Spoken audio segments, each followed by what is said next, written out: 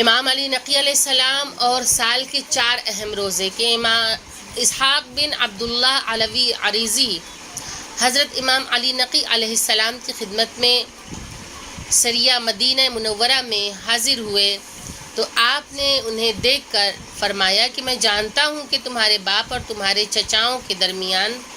مسئلہ زیر بحث ہے کہ امام وہ ہے جسے علم غیب ہوتا ہے اور امام کو بغیر بتائے سب کچھ معلوم ہے، لہٰذا امام نے اسے دیکھ کے برجستہ کیا کہا کہ تمہارے باپ اور تمام چچاؤں کے درمیان یہ مسئلہ زیر بحث ہے کہ سال کے وہ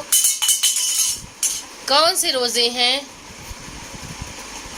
جن کا رکھنا بہت زیادہ ثواب کا باعث ہے اور تم اسی کے متعلق مجھ سے سوال کرنے آئے ہو۔ اس نے کہا اے مولا و آقا بس یہی بات ہے۔ آپ نے فرمایا سنو،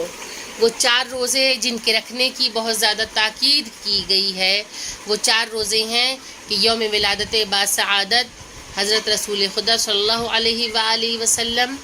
کے 17 ربیع الاول، اور یوم بعثت و معراج 27 رجب المرجب،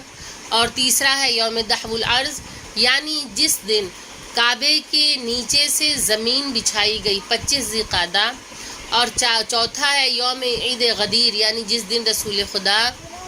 صلی اللہ علیہ وآلہ وسلم نے